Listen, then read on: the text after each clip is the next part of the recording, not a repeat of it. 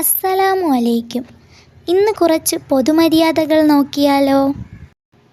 ഏതൊക്കെയാണ് പൊതുമര്യാദകളെന്നാണ് ഇന്നത്തെ വീഡിയോയിലൂടെ ചർച്ച ചെയ്യുന്നത്. നാം ഒരിക്കലും അഹങ്കരിച്ച് ചാടിത്തുള്ളി നടക്കരുത്. പുരുഷന്മാർ സ്ത്രീകളുടെ ഇടയിലൂടെ നടക്കരുത്. ഒന്നിടവിട്ട ദിവസമാണെങ്കിൽ മുടി ചീകി വൃത്തിയാക്കണം.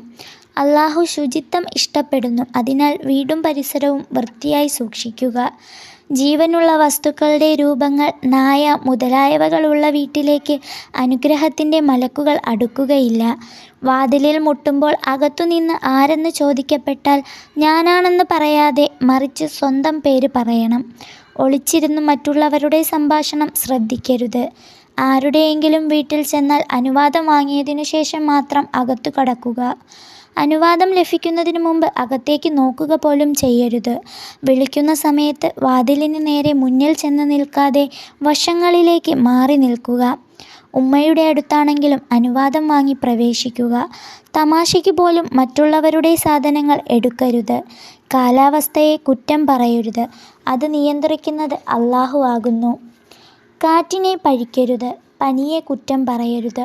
കൊച്ചുകുട്ടികൾ സംസാരിച്ചു തുടങ്ങുമ്പോൾ ആദ്യമായി ലാ ഇലാഹ ഇല്ലല്ലാ എന്ന് പറഞ്ഞു കൊടുക്കുക. 7 വയസ്സാകുമ്പോൾ നമസ്കാരം കൽപ്പിക്കുകയും 10 വയസ്സായിട്ട് നമസ്കരിക്കാതിരുന്നാൽ ശിക്ഷണ നടപടികൾ സ്വീകരിക്കുകയും ചെയ്യുക. സന്ധ്യാസമയത്ത് കുട്ടികളെ പുറത്തുവിടാതിരിക്കാൻ ശ്രമിക്കുക. അത് പിശാച് വ്യാപിക്കുന്ന സമയമാണ്. ഇത്രയും കാര്യങ്ങളാണ് പൊതുമര്യാദകളിൽ ഉള്ളത്. ഇനിയെങ്കിലും എല്ലാവരും ഈ കാര്യങ്ങളൊക്കെ ശ്രദ്ധിക്കണം. എൻ്റെ ചാനൽ നിങ്ങൾക്ക് ഇഷ്ടപ്പെടുന്നുണ്ടെങ്കിൽ പ്ലീസ് ഒന്ന് സബ്സ്ക്രൈബ് ചെയ്യണേ.